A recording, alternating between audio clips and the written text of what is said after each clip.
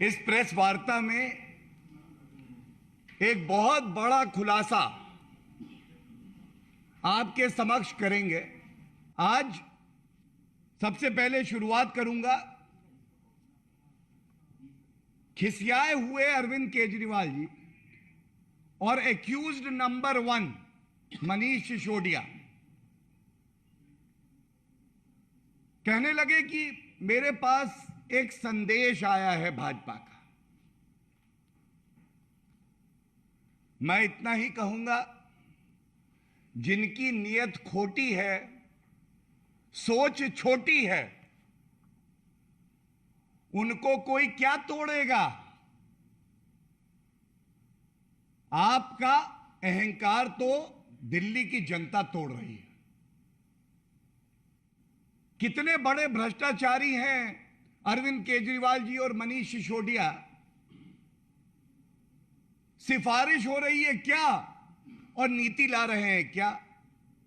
और चुनौती देके कहता हूं, अगले 24 घंटे में जो प्रश्न उठा रहे हैं हम लोग, जनता को यह जानने का हक है। ये जो आबकारी नीति आप सिफारिशों को अनदेखा करके लाए, लूट खसोट मचाने के लिए आपने ऐसा क्यों किया।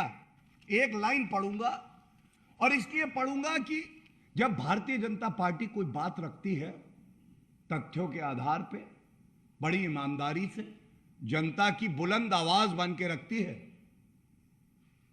और जो भ्रष्टाचारी होते हैं, अरविंद केजरीवाल जैसे लोग होते हैं, ये थर-थर कांपते हैं।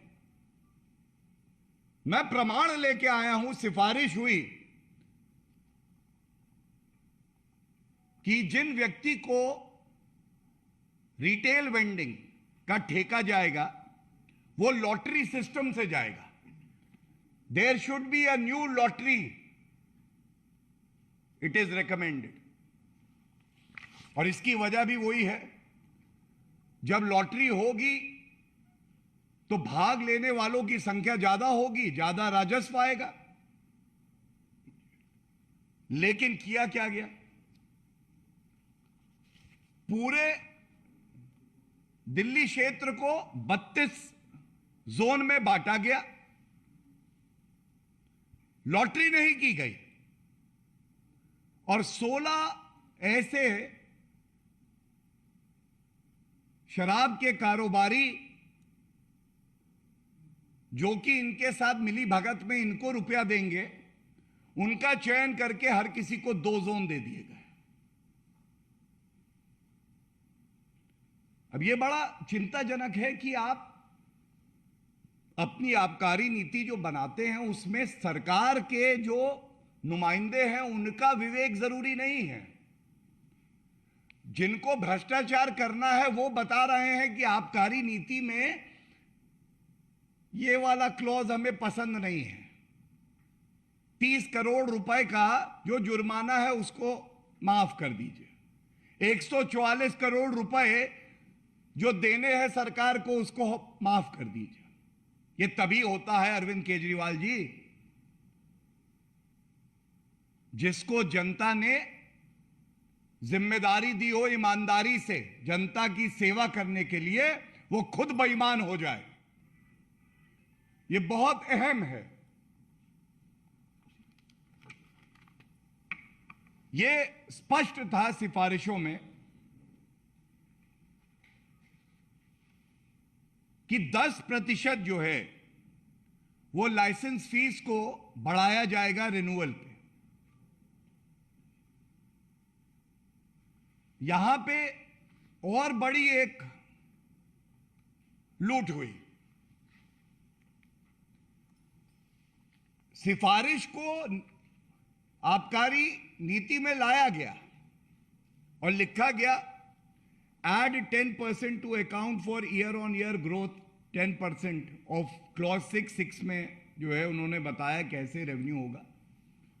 और इसके साथ उन्होंने कहा कि 10% बढ़नी चाहिए। लेकिन जब इसको लागू करने की बात आई, दबाव में आते हुए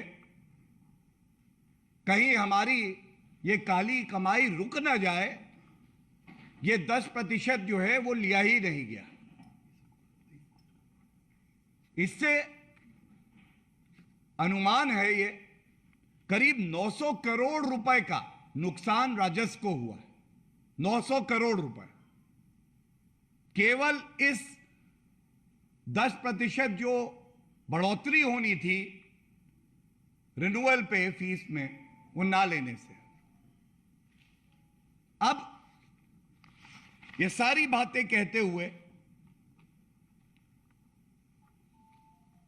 मैं इतना ही कहूंगा, जैसा हमने कल भी कहा था, मनीष सिसोदिया जी कह रहे हैं 1 करोड़ का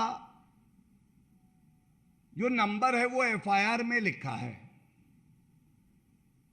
1 करोड़ हो या 900 करोड़ हो या 9000 करोड़ हो या इससे भी ज्यादा बढ़कर हो, ये तो विवेचना का विषय है। दूध का दूध और पानी का पानी हो जाएगा, सच्चाई सामने आएगी। और मनीष सिसोदिया जी आप कहते हैं मैं झुकूंगा नहीं, अरविंद केजरीवाल जी सर्टिफिकेट देते हैं ये कट्टर ईमानदार हैं। ये बात अलग है कि आजकल जिसको कट्टर ईमानदारी का सर्टिफिकेट अगर अरविंद केजरीवाल दे देते हैं तो वो जेल की सलाखों के पीछे जरूर जाता है। और ये भी बात स्पष्ट कर दें,